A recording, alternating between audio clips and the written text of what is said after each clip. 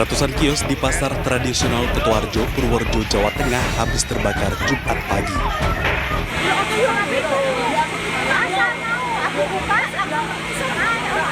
Ratusan pedagang panik menyelamatkan barang-barang yang masih bisa diselamatkan. Api diduga berasal dari korsleting listrik. Sejumlah pedagang berusaha menyelamatkan diri dari kobaran api yang ada di antara pedagang yang barang dagangannya sudah tidak bisa diselamatkan dan harus merelakan terbakar kobaran api. Titik api pertama kali diketahui berasal dari lantai 1 blok F5, kemudian menyebar ke kios-kios lainnya. Sebanyak 6 mobil pemadam kebakaran dikerahkan untuk membantu memadamkan kebakaran. Tim pemadam kebakaran dari Purworejo, Bakelang, Kulon Progo, dan Kebumen dibantu aparat kepolisian dan TNI berjibaku memadamkan kobaran api. Taunya itu waktu jadi jam 7-an itu ada suara sirene, Mas. Jadi saya kira itu karnaval, tapi kok rame banget. Terus setelah buka pintu ngelihat api udah membesar, Mas. Jadi ya tadinya nggak tahu mau ngapain, akhirnya terus ngelihat banyak yang bantu, terus ikut bantu juga, bantu nyingkirin barang-barang yang bisa diselamatin, Mas. Tapi ya kalau kejadian jam berapa mungkin kurang tahu ya, Mas ya. Tapi katanya ada yang bilang dari bawah gitu apinya. Tidak ada korban jiwa dalam insiden kebakaran ini, namun kerugian ditaksir mencapai ratusan juta rupiah. Dari Purworejo, Jawa Tengah, Jue Hartoyo, iNews melaporkan. 4 rumah warga di Kelurahan Selipi Palmerah, Jakarta Barat ludes terbakar. Kobaran api diduga berasal dari korsleting listrik.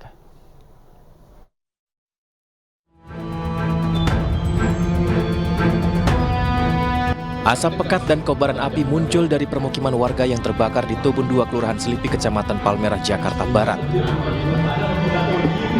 Petugas suku dinas penanggulangan kebakaran dan penyelamatan Golkamar Jakarta Barat bersama warga berusaha melokalisir api agar tidak menjalar ke rumah warga lain.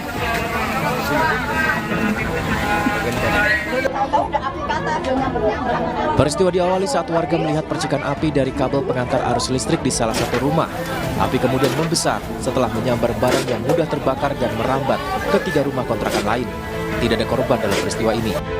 Tadi sih katanya korsleting dari atas, Pak, terus ada api udah nyamber gitu, Pak. Pas dia buka pintu katanya udah nyamber nih, yang anaknya cerita nih. Terus pas itu posisi dia lagi masak ditinggal. Udah gitu saya juga nggak tahu kebakaran besar begitu. Api berhasil dipadamkan setelah 16 armada pengangkut air dikerahkan ke lokasi. Dari Jakarta, Miftahul Gani, iNews melaporkan. Ketua DPR Republik Indonesia Puan Maharani membuka rapat paripurna DPR RI ke-1 masa persidangan pertama tahun 2024-2025. Dalam pidatonya, Puan mengingatkan bahwa APBN berasal dari uang rakyat sehingga harus dimanfaatkan sebesar-besarnya untuk kepentingan masyarakat. Sebanyak 409 anggota DPR hadir dalam sidang paripurna. Ketua DPR Republik Indonesia Puan Maharani membuka sidang tersebut. Dalam pidatonya, Puan menyinggung kondisi APBN di ujung pemerintahan Presiden Jokowi yang menurun cukup dalam.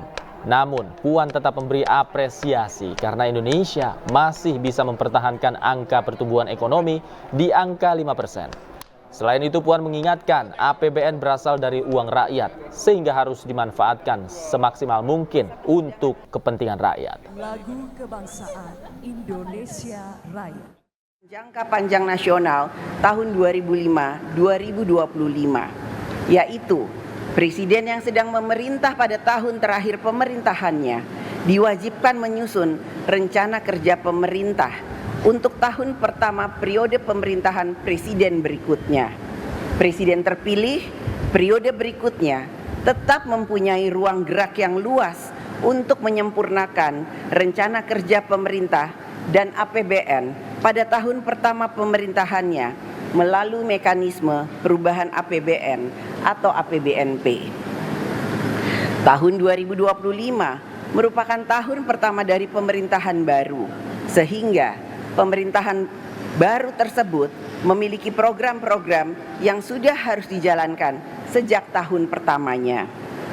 Oleh karena itu, di dalam pembahasan kerangka ekonomi makro dan pokok-pokok kebijakan fiskal APBN tahun 2025, DPR RI dan pemerintah bersepakat untuk tetap memberikan ruang yang seluas-luasnya bagi pemerintahan yang baru dalam menjalankan program kerjanya di tahun 2025. DPR RI bersama pemerintah telah melakukan pembahasan dan menyepakati kebijakan ekonomi makro dan pokok-pokok kebijakan fiskal APBN tahun anggaran 2025 yang menjadi dasar penyusunan nota keuangan dan RUU RAPBN tahun 2025 beserta nota keuangan yang akan disampaikan oleh Saudara Presiden.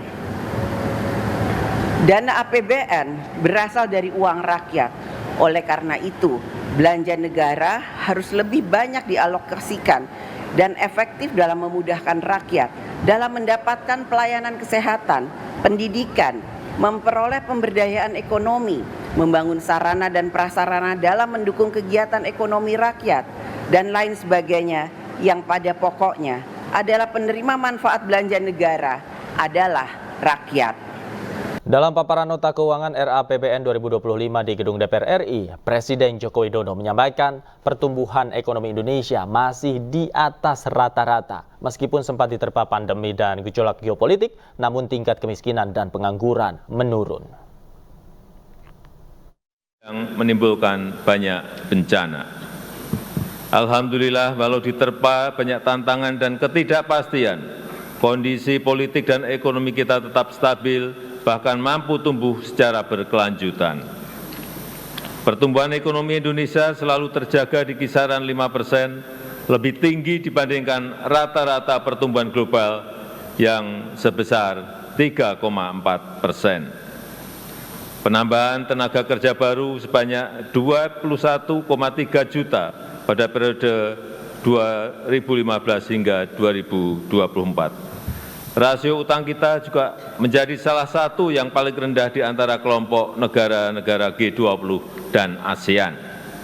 Di sisi lain, nilai ekspor Indonesia naik lebih dari 70%, mencapai 250 miliar US dollar di tahun 2023. Neraca transaksi berjalan secara bertahap terus menguat dan neraca dagang selalu mencatat surplus selama 51 bulan terakhir ini. Indikator kesejahteraan masyarakat juga meningkat signifikan. Tingkat pengangguran turun menjadi 4,8% di tahun 2024. Tingkat kemiskinan turun tajam menjadi 9,03% di tahun 2024. Angka kemiskinan ekstrim juga turun signifikan menjadi 0,83% di tahun 2024. Selain itu, kita juga telah merasakan kemajuan pembangunan infrastruktur yang Indonesia sentris, mulai dari jalan tol, jalan nasional, bendungan, irigasi, pelabuhan. Sebelumnya sidang tahunan MPR dan pidato kenegaraan Presiden sebagai rangkaian acara peringatan HUT ke-79 Republik Indonesia yang digelar hari ini.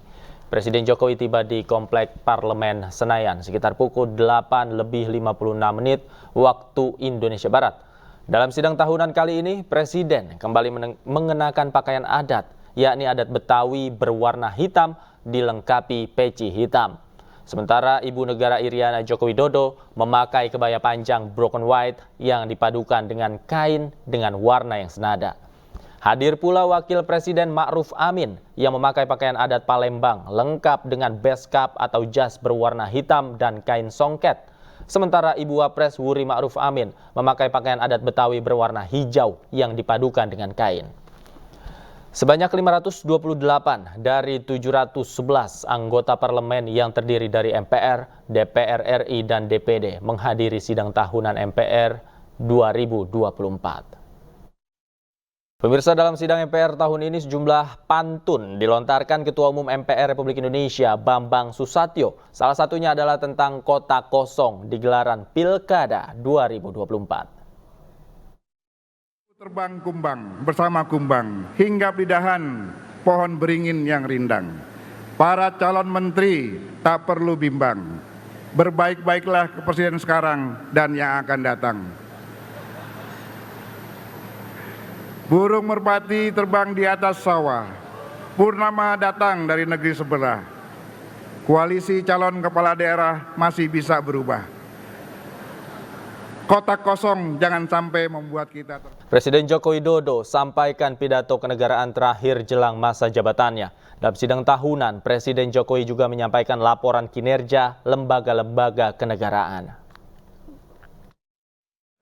Selama 10 tahun ini kita telah mampu membangun sebuah fondasi dan peradaban baru dengan pembangunan yang Indonesia sentris. Membangun dari pinggiran, membangun dari desa, membangun dari daerah terluar, sehingga sampai saat ini kita telah membangun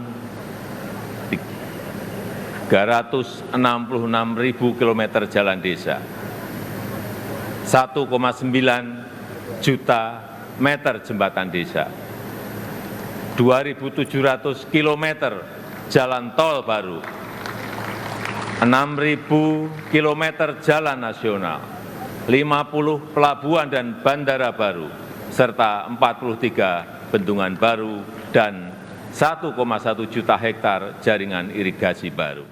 Pemirsa, dalam pidato kenegaraannya hari ini, Presiden Joko Widodo meminta maaf kepada seluruh rakyat Indonesia atas segala kesalahannya selama 10 tahun memimpin Indonesia. Presiden juga mendoakan pemerintahan Presiden Republik Indonesia terpilih Prabowo Subianto berjalan dengan baik. Momen haru terjadi di sidang tahunan MPR bersama dengan DPR dan DPD hari ini di Gedung Nusantara, Jakarta. Jokowi hadir untuk terakhir kalinya sebagai presiden di sidang tahunan tersebut karena akan memasuki purna tugas pada 20 Oktober mendatang. Di kesempatan terakhir ini, Jokowi memberikan pidato kenegaraan dan menyampaikan permintaan maafnya kepada seluruh rakyat Indonesia di penghujung masa kepemimpinannya. Jokowi mengatakan 10 tahun masa kepemimpinannya bukanlah waktu yang cukup untuk mengurai seluruh permasalahan bangsa. 10 tahun bukanlah waktu yang cukup panjang untuk mengurai semua permasalahan bangsa. Saya sangat menyadari bahwa sebagai pribadi yang jauh dari kata sempurna, sebagai insan yang tumbuh dalam keterbatasan, dan sebagai manusia yang jauh dari kata istimewa, sangat mungkin ada yang luput dari pandangan saya. Sangat mungkin ada celah dari langkah-langkah yang saya ambil. Dan sangat mungkin banyak kealpaan dalam diri saya.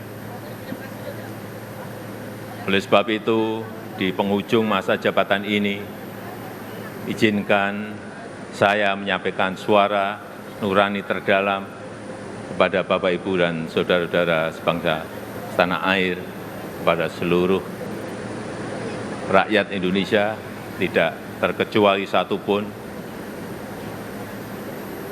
Saya dan Profesor Kiai Haji Ma'ruf Amin mohon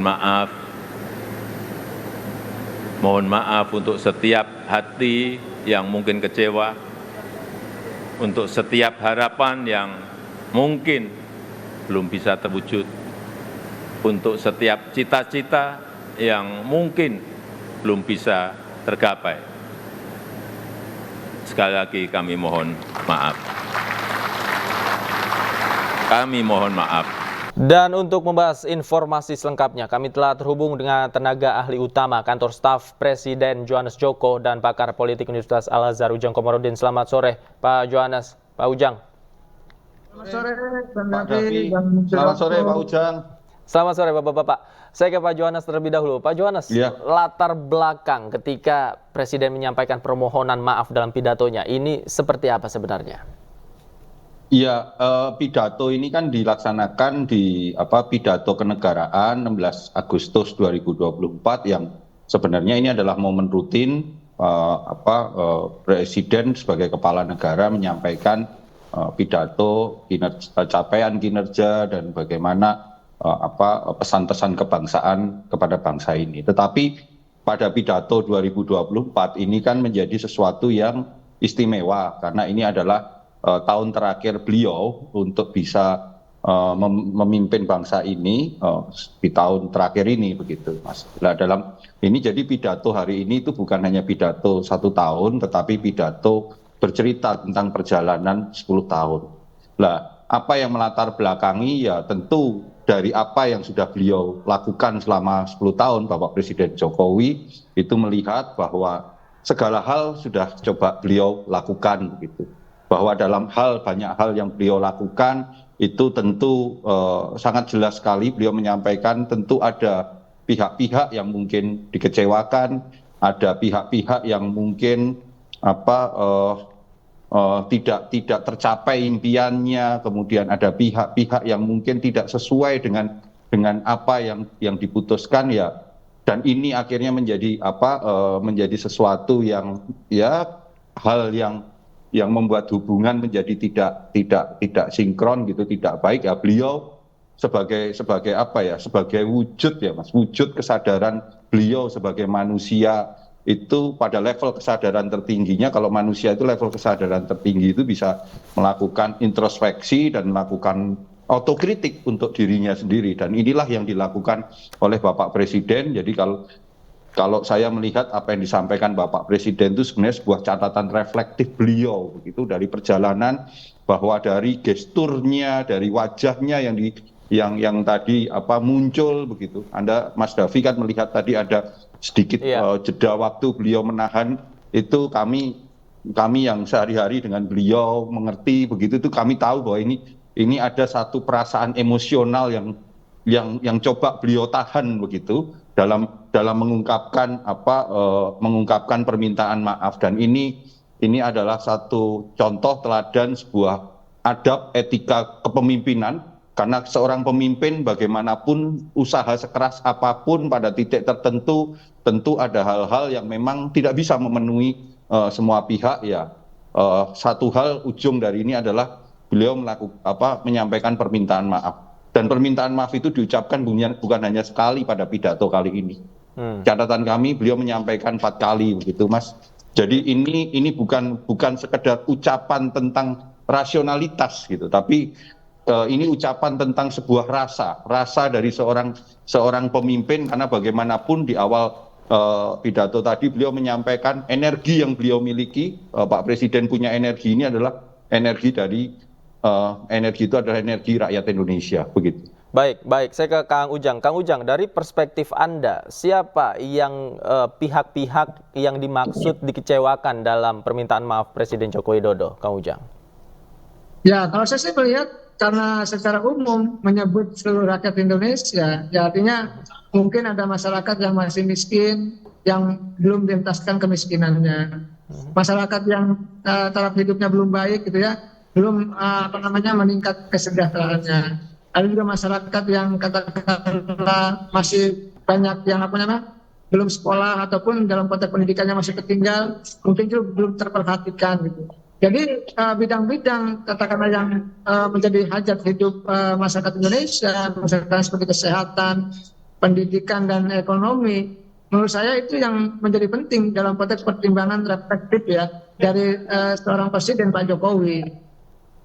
Dan saya melihat ya ada di situ kebatinan Pak Jokowi yang memang sangat dalam ya dalam konteks meminta maaf.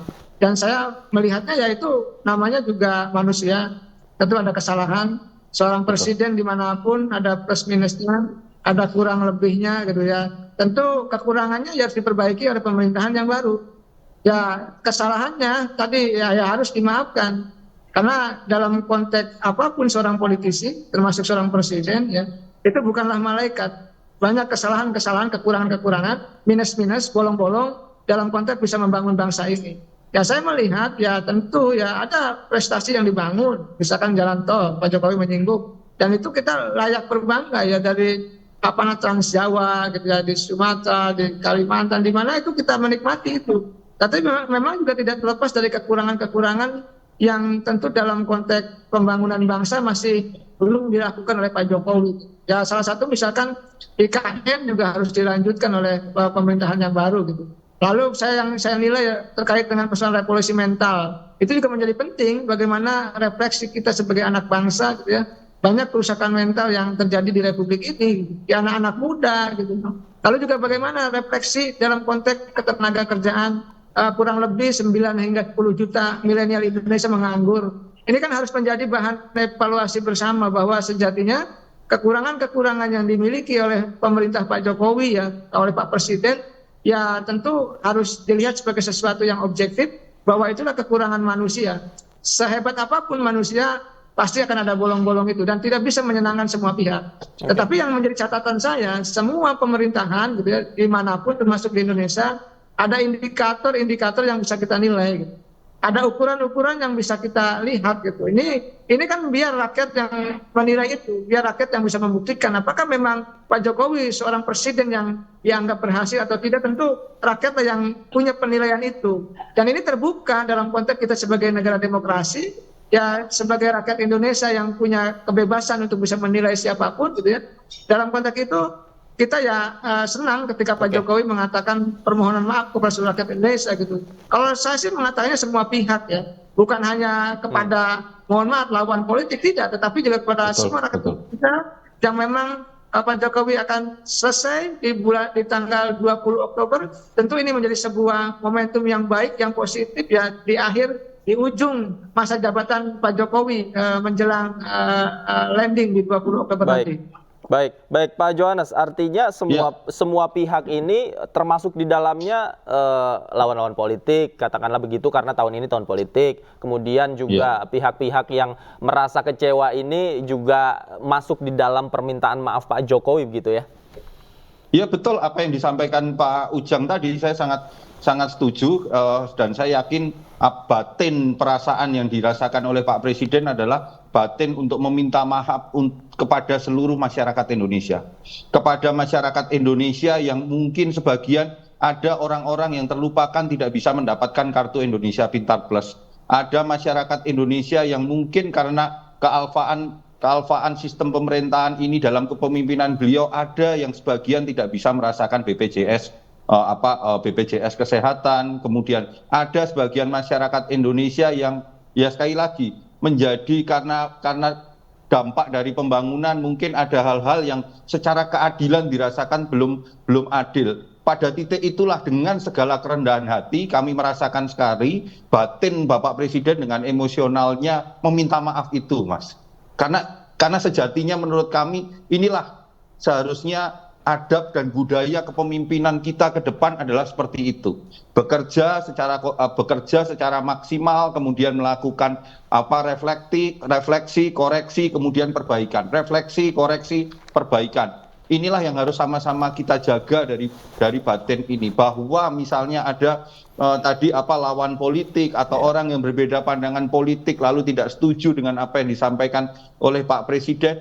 Ya Pak Presiden sampaikan juga gitu kan, tadi jelas sekali untuk setiap hati yang mungkin kecewa, untuk setiap harapan yang mungkin belum bisa terwujud, untuk semua cita-cita yang belum tergapai. Ini jelas sekali Mas semua, karena di akhir pemerintahan ini Bapak Presiden justru setelah beliau meminta maaf, beliau melihat bahwa Indonesia ini bisa maju ke depannya. Indonesia bisa maju kalau semuanya bisa melakukan persatuan, bisa melakukan kerjasama dan juga menjalankan keberlanjutan apa yang sudah dilakukan dan perbaikan apa yang kurang. Itulah yang ajakan dari Bapak Presiden begitu, Mas. Baik. Bisa juga kita artikan bahwa permohonan maaf yang disampaikan Presiden Jokowi mencerminkan bahwa pemerintahan ini harus berlanjut siapapun pemimpin berikutnya termasuk Presiden terpilih Prabowo Subianto, dan memang masyarakat Indonesia juga harus mendukung siapapun yang akan memimpin bangsa Indonesia ke depannya begitu ya. Terima kasih Pak Johannes Joko sudah bergabung bersama kami. Kang Ujang juga terima kasih banyak sudah bergabung bersama kami di Anju Sore. Selamat sore. Terima kasih Mas Davi. Dan untuk mengetahui situasi terkini jelang upacara 17 Agustus di Ibu Kota Nusantara Kalimantan Timur, kami telah terhubung dengan rekan kami yang sudah berada di sana, Abraham Silaban. Selamat sore, Abraham. Seperti apa persiapan jelang upacara di IKN besok, Abraham? Ya, Davi dan pemirsa, dipastikan persiapan pasti sudah dirampungkan, pengamanan dioptimalkan. Dan saya harus katakan, saya merasa bangga ada di momen yang bersejarah ini, karena untuk pertama kalinya Republik ini akan merayakan hari kemerdekaannya tidak di Jakarta, tapi di ibu kota negara Nusantara. Saya berdiri tepat di seberang dari Istana Garuda yang kita bisa lihat bersama. Tampilannya di malam hari, kalau kita bisa lihat, semakin banyak nanti, semakin malam, semakin banyak lampu yang akan menyala dan akan menunjukkan kemegahannya. Dan di depannya adalah Istana Negara, dan kami berada persis di Plaza Seremoni Sumbu Kebangsaan Ibu Kota Negara. Tentu sejumlah persiapan dirampungkan, pengamanan dioptimalkan. Saya akan bicara mengenai itu dengan mereka-mereka yang bertugas untuk memastikan segala sesuatunya tidak akan ada ancaman dan berjalan dengan lancar. Saya bersama dengan Komandan Subsatgas Pengamanan VVIP di Istana Negara, Letnan Kolonel Satriadi Sabo, dan juga di sebelah kiri saya ada Wakil Komandan Subsatgasnya, yaitu AKBP Novi Wibowo yang merupakan Kapolres Pasar. Terima kasih sudah menunggu dan bersama-sama dengan kita untuk memastikan, dan kita memantau tadi ya, Pak Satriadi Komandan ya, kita bisa lihat betapa Anda melakukan penyisiran di setiap tempat di sini dan dipastikan bahwa besok akan berjalan dengan aman. Insya Allah kita berupaya yang terbaik agar kegiatan kita besok tidak ada hal-hal yang perlu dikhawatirkan. Semua berjalan dengan lancar. Bukan hanya besok sebenarnya, malam ini pun sudah ada acara awalan, yaitu AKRS atau Apel Kehormatan Renungan Suci, yang dia laksanakan nanti malam kurang lebih sekitar jam 12 malam. Bapak Jokowi akan hadir. Di situ kita sudah amankan, yang tadi kita sisir sama-sama, patroli, sehingga kita harapkan acara nanti malam, besok pagi, dan sampai dengan penurunan bendera tidak ada hal-hal yang mengganggu. Oke. Untuk potensi ancaman sendiri, apa sih yang paling dikhawatirkan untuk memastikan tadi tamu-tamu VIP, tamu-tamu negara dipastikan mereka dalam keadaan aman dan nyaman ketika mereka untuk pertama kalinya menatap ibu kota negara Nusantara?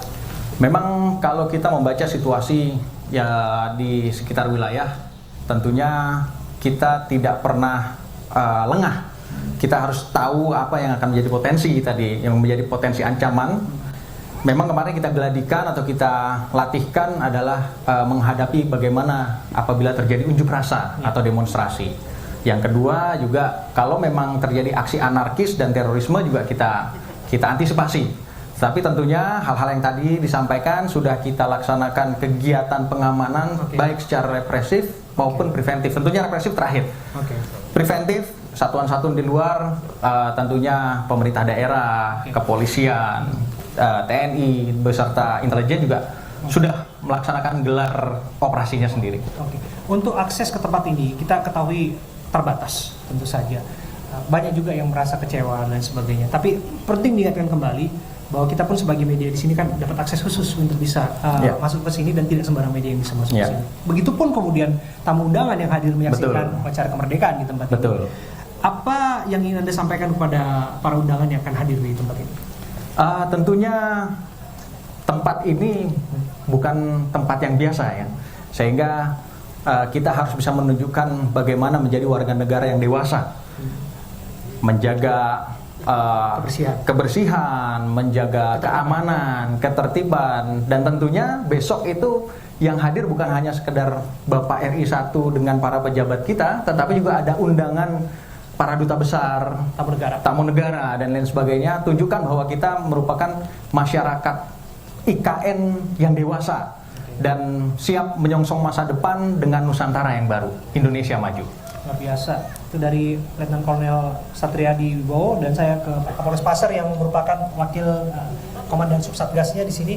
Pak Kapolres, cerita kepada kami mengenai bagaimana antisipasi ketika kemudian kita melihat warga. Tentu saja ada yang kecewa nggak bisa datang ke sini, apalagi mereka berdekatan dengan di sekitar IKN ini. Apa yang barangkali bisa melegakan hati mereka bahwa ini adalah pesta rakyat, semestinya juga mereka bisa merayakan bersama dan mereka juga bisa menikmati animo kemerdekaan ini. Baik, terima kasih. Mungkin dapat kami sampaikan dari awal tadi bahwa mungkin tidak seluruhnya warga masyarakat ataupun yang ada di Kalimantan, terkhusus di Penajam Pasir Utara ataupun Pasir, yang dapat hadir di wilayah IKN ini. Namun dapat kita sampaikan bahwa dari Pasir, Kabupaten Pasir sendiri ada undangan untuk masyarakat sebanyak 500 orang.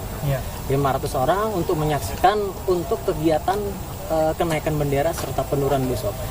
Jadi bagi warga masyarakat yang tidak dapat hadir, kami himbau kepada masyarakat ataupun kepada khalayak ramai dapat menyaksikan secara live streaming besok di rumah ataupun hadir ke instansi-instansi terdekat untuk menyaksikan secara langsung bersama-sama dengan petugas. Untuk akses Pak Kapolres, kita juga kan dimobilisasi untuk datang ke sini untuk awal media. Saya pikir juga tamu undangan juga demikian. Apa yang penting untuk diantisipasi mengenai aksesibilitas, lalu lintas para tamu undangan yang akan hadir di tempat ini? Untuk akses sendiri masuk sejak sekitar 4 hari yang lalu untuk kendaraan-kendaraan besar sudah mulai dilarang lewat sampai dengan selesai tanggal 17 Agustus. Untuk kendaraan dapat kita sampaikan akses masuk kita menggunakan satu akses untuk mempermudah bagaimana kendaraan tersebut masuk ke dalam sini. Untuk parkirnya sendiri pun sudah kita berkoordinasikan dengan dan Satgasnya untuk parkir di luar daripada ring 2. Untuk mempermudah akses apabila nanti kegiatan sudah selesai ataupun kegiatan akan dimulai nantinya pada sore hari. Oke, luar biasa. Terima kasih Pak Kapolres atas apa yang disampaikan kepada kami. Tentu ada imbauan juga kepada publik di luar sana untuk kemudian tetap menjaga ketertiban di tempat ini. Kami sampaikan kepada masyarakat untuk yang menjadi undangan sebagai tamu istimewa di IKN ini untuk tetap menjaga kebersihan, kemudian menjaga sikap kepribadian yang baik, karena ini merupakan suatu tempat yang sakral dan sekali seumur hidup. Bersejarah. Jangankan untuk masyarakat, dan kami sendiri yang bertugas di sini sangat sungguh berterima kasih dan itu merupakan anugerah bagi kami. Luar biasa. Saya bisa katakan ini juga mendebarkan dalam proses sejarah berdirinya Republik ini ya. Kami sampai dengan beliau sebagai dan Subsatgas menunggu besok tanggal 17 karena itu merupakan puncak dari segala sesuatunya. Ya, curcolnya nggak istirahat ini. Kelihatan lelahnya ini. Tapi sekarang luar biasa. Sudah mulai nyala itu. Ini luar biasa. Ayo, Budi, juru kamera saya Budi Mansyah, coba di zoom. Kita bisa melihat ini adalah Istana Garuda ya. Yang Istana Garuda ya. Betul. Komandan ya. Ya, betul. Luar Istana biasa. Garuda. Ini pertama kali kok saya merinding. Wow. Saya merinding. Amazing ya. Wow, saya merinding. Begitu megah. Saya berdiri mungkin berapa kali ada di Istana Jakarta. Ya. Tapi ini auranya berbeda. Auranya berbeda dengan sini. Dan melihat bagaimana Garuda berkilau di sana. Aduh, saudara, wow. Betapa kita tidak mencintai negeri ini. 79 tahun kita merdeka dan kita punya tanggung jawab yang sama untuk memastikan bahwa keadilan pada masyarakat, kesejahteraan dan sebagainya, termasuk ketertiban kita jaga sama. Semangat gotong royong ya. Betul. Pak Satriadi, apa yang ingin Anda sampaikan? Kemegahan ini mengingatkan kita bahwa sesungguhnya negeri ini adalah negeri yang kaya. Betul. Sesungguhnya negeri ini adalah negeri yang begitu luar biasa, punya potensi yang besar dan lain sebagainya. Maka hari-hari ini kalau kita melihat ada kritik dan sebagainya, sah-sah saja sebagai kebebasan berpendapat. Tapi bahwasanya kita mengejek, kita menista dan lain sebagainya, apalagi karya anak bangsa, saya harus katakan bahwa belajarlah untuk menghargai, apalagi itu adalah karya sesama saudara kita. Bagaimana, betul, Pak Satriadi? Tentunya yang perlu kita bangun adalah kepercayaan diri sebagai warga negara Indonesia. Yang selama ini mungkin kemarin Bapak Jokowi menyampaikan di depan kepala daerah bahwa istana negara yang kita miliki itu rata-rata adalah peninggalan kolonial. Tapi kita cukup berbangga ternyata anak bangsa bisa membuat bangunan yang begitu megah seperti ini, yang di luar ekspektasi saya sebagai warga negara. Cukup kagum bahwa kita bisa menunjukkan kepada dunia Nusantara baru, Indonesia maju. Luar biasa. Kalau saya berdiri di sini, Pak Satriadi dan Pak Novi, sebelumnya saya merasa kehilangan.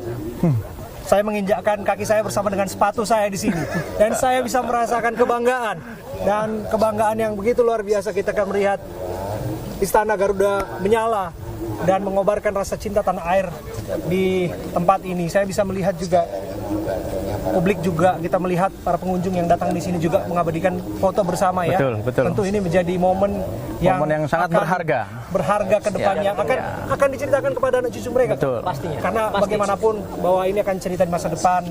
Kalau Pak Jokowi bilang ini adalah portfolio kota masa depan, harapannya bahwa memang di sinilah dibangun harapan untuk memajukan anak bangsa dan memajukan kesejahteraan Indonesia.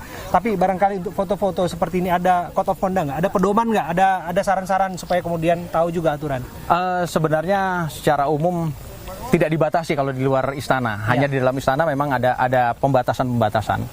Tetapi kami dari segi pihak keamanan merasa hal ini adalah momen spesial. Jadi kita mempersilahkan bagi yang mau mengabadikan momen-momen ini, silahkan saja asal tidak mengganggu kegiatan yang sudah akan digelar nantinya. Luar biasa. Pak Novi, indah sungguh Pak Novi. Sungguh indah, tidak terbayangkan saya bisa berdiri di sini. Benar, sungguh. Luar biasa. Luar biasa, ini jadi momen yang merinding. Dan saya pikir juga Davi di studio dan pemirsa saudara yang menyaksikan siaran ini secara live, kalaupun memang tidak punya kesempatan untuk menyaksikan detik-detik kemerdekaan secara langsung, bisa disaksikan di media, bisa disaksikan melalui platform-platform yang tersedia. Dan pun kalau tidak hari ini, tidak besok, tapi kita bisa menyaksikan di kemudian hari. Dan lepas dari itu semua kan poinnya adalah menggantungkan asa terhadap pemimpin-pemimpin Republik ini yang akan berdiri di sini dan mereka akan bekerja di sini untuk mereka menunaikan tugas mereka, menunaikan cita-cita, mengamalkan tugas mereka, menunaikan cita-cita bangsa. Melanjutkan pembangunan bangsa. Luar biasa. Terima kasih sekali lagi Pak Satriadi, Letnan Kolonel Satriadi Prabowo. Yang merupakan Komandan Subsatgas VVIP Pengamanan Istana Negara, dan juga bersama saya Wakil Komandan Subsatgas Pengamanan VVIP di Istana Negara yang merupakan Kapolres Pasar yang merupakan AKBP Novi Adi Wibowo. Saya Abraham Silaban. Saya berbangga ada di sini. Dan penutup ini, coba saya minta Budi Mansyah sekali lagi juru kamera saya untuk zoom ke sana, Budi. Tunjukkan betapa megahnya Istana Garuda yang ada di depan mata kita saat ini. Kembali kepada Anda studio.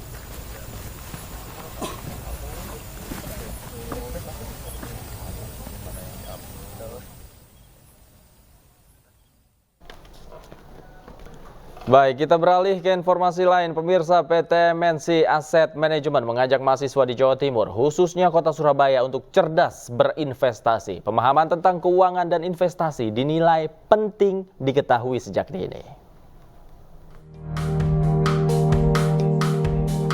PT MNC Asset Management hadir dan berpartisipasi dalam acara Sekolah Pasar Modal Reksadana yang digelar di Gedung Bursa Efek Indonesia BEI Surabaya.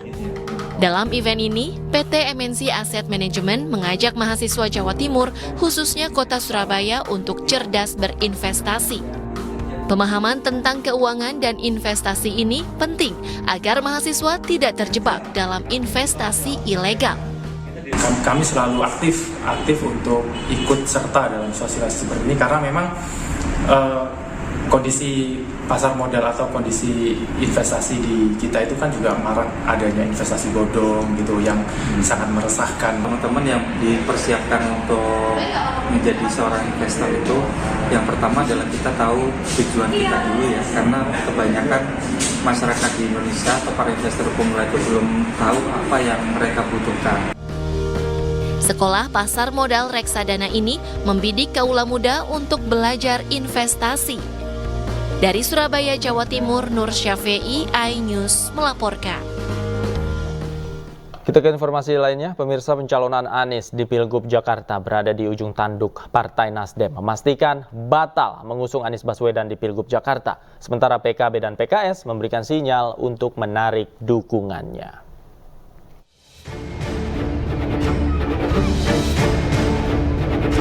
Penarikan dukungan Nasdem untuk Anies disampaikan usai pertemuan Nasdem dengan Ketua Umum Partai Gerindra sekaligus Presiden RI terpilih Prabowo Subianto.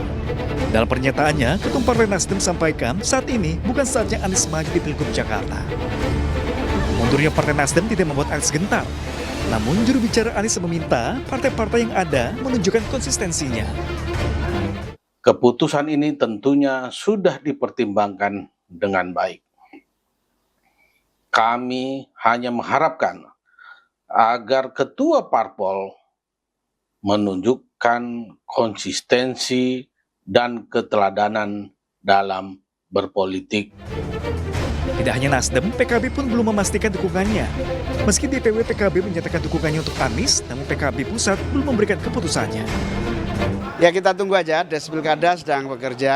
Nah, kita akan sampai pada kesimpulan 1-2 hari ini. Untuk mengusung Pak Anies belum ada kepastian. Sementara PKS memberikan sinyal akan menarik dukungannya. PKS beralasan Anies telah melewati waktu untuk mencari dukungan partai, yaitu 4 Agustus lalu. Tim Liputan iNews melaporkan. Bersatunya partai-partai non-pemerintah ke Koalisi Indonesia Maju menyisakan PD Perjuangan di Pilkada Jakarta. Sejumlah rencana disiapkan PD Perjuangan, diantaranya mengajukan kader sendiri hingga merahkan Anies. Bakal calon kepala daerah dan atau wakil kepala daerah. PDI Perjuangan bersiap untuk umumkan calonnya di Pilkada Jakarta. PDIP pun berencana ajukan kadernya sendiri sebagai bakal calon gubernur Jakarta. Tapi kalau lihat dari sistem PD Perjuangan, kita partai pelopor kan. Kita ini partai kader. Selama ada kader yang terbaik, kita di deretan kader PD Perjuangan ini banyak banget ini. Tadi sebut nama gitu banyak. Saya kira untuk orang luar itu baru bisa kalau kita tidak punya kader untuk maju. Biasa itu seperti itu untuk di PD Perjuangan. Namun, PDIP tidak menutup kans untuk memeriahkan Anies. PDIP terus buka komunikasi dengan partai-partai lain guna mencegah calon tunggal dan calon boneka di Pilkada Jakarta. Kita lihat, cermati, karena tadi kan saya katakan untuk Pilkada DKI, Jawa Barat, kemudian Jawa Timur, Sumatera Utara, bahkan di beberapa wilayah yang kaya dengan sumber daya alam, itu mencoba diatur-atur. Kalau bisa calonnya ini, jangan calon yang terkenal itu kan mencoba dipakai. Maka kami tetap membangun komunikasi dengan partai lain. Saat ini PDI Perjuangan masih menentukan calonnya di Pilkada Jakarta. Basuki Cahayapurnama menjadi calon terkuat PDIP di Jakarta.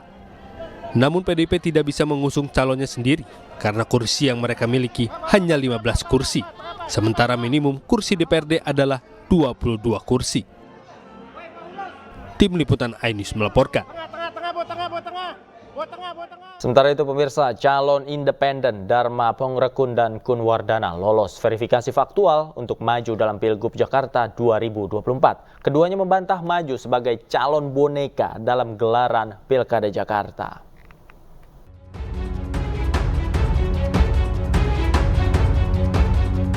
Pasangan Dharma Pongrekun dan Kun Wardana dipastikan akan bertarung melawan Ridwan Kamil di Pilgub Jakarta. Keduanya telah memenuhi syarat untuk maju sebagai calon independen. Seluruh berkas dukungan dianggap memenuhi syarat, yaitu sekitar 677.000 dukungan dari masyarakat. Keduanya akan ditetapkan pada 19 Agustus nanti dan diminta mendaftar pada 25 Agustus 2024. Tinggal mendaftar di tanggal 27 sampai 29, nanti satu tahap lagi tanggal 19 kami akan umumkan penetapan pemenuhan syarat dukungan untuk calon perseorangan. Seperti itu. Majunya pasangan independen ini sempat memunculkan isu pasangan boneka. Tudingan ini langsung dibantah keduanya. Mereka pastikan proses pencalonannya telah melalui prosedur. Kami bukanlah by design, kami bukanlah settingan, tidak. Kalau kami pun tidak pernah tahu apa yang akan terjadi di depan. Jadi dari awal Februari kami mulai bekerja dan mulai Mei kami mendaftarkan diri sampai detik ini kami betul-betul berjalan bersama rakyat dan tidak ada. Pemirsa, kita ke informasi selanjutnya. Memperingati kemerdekaan Republik Indonesia, puluhan siswa di Banjarnegara, Jawa Tengah kibarkan bendera raksasa merah putih di atas tebing di kawasan wisata Tampomas. Selain simbol nasionalisme, aksi ini juga menyoroti kepedulian terhadap wisata Waduk Tampomas.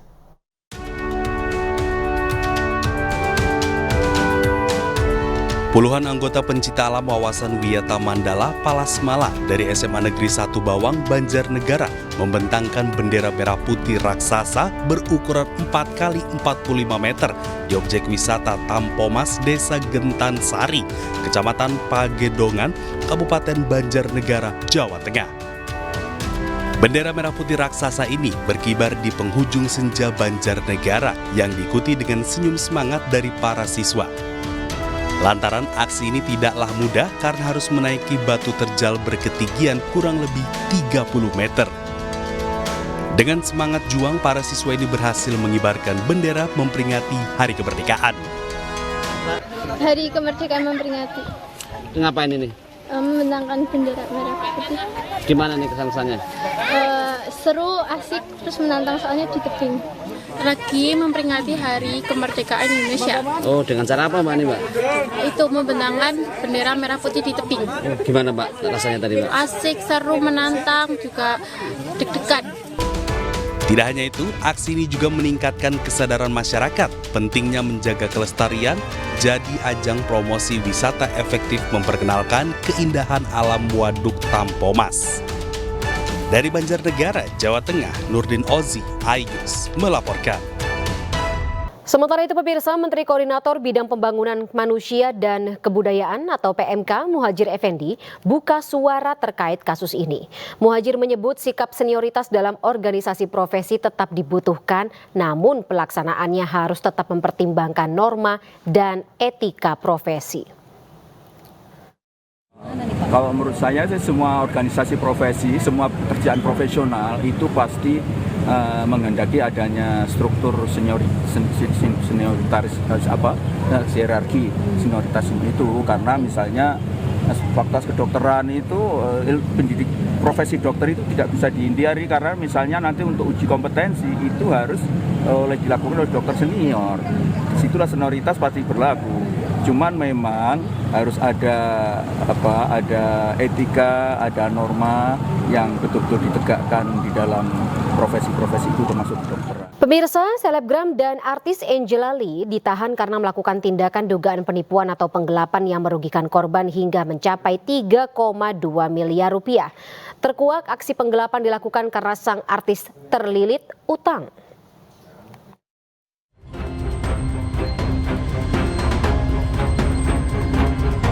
Artis Angela Lee ditangkap polisi terkait kasus dugaan penipuan. Artis peran ini diduga melakukan penipuan jual beli tas mewah. Angela Lee telah ditetapkan sebagai tersangka dan ditahan usai diperiksa sebagai terlapor beberapa waktu lalu. Kasus penipuan dan penggelapan ini pada saat Angela Lee membeli 15 buah tas mewah kepada seseorang berinisial FI untuk dijual kembali. Lalu Angela Lee dan korban bersepakat untuk melakukan pembayaran secara bertahap atau dicicil. Namun setelah 15 tas mewah tersebut laku dijual oleh Angela Lee, dirinya hanya membayar 1 kali pembayaran kepada korban. Sedangkan sisa uang hasil penjualan tas mewah tersebut tak kunjung dibayar oleh Angela Lee sehingga korban merugi hingga 3,2 miliar rupiah. Angela Lee mengaku memakai uang hasil penggelapan senilai 3,2 miliar rupiah untuk membayar hutang kepada seseorang. Ditangkapnya beberapa waktu yang lalu saat tersangka selesai melaksanakan pemeriksaan di Subdit Jatanras sebagai tersangka. Ketika pemeriksaan selesai, kemudian diterbitkan surat penangkapan oleh penyidik dan selanjutnya dilakukan penahanan. Saat ini, Angela Lee telah ditahan di rutan Mapolda Metro Jaya dan dijerat dengan pasal tentang penipuan dan penggelapan dengan ancaman hukuman 4 tahun penjara.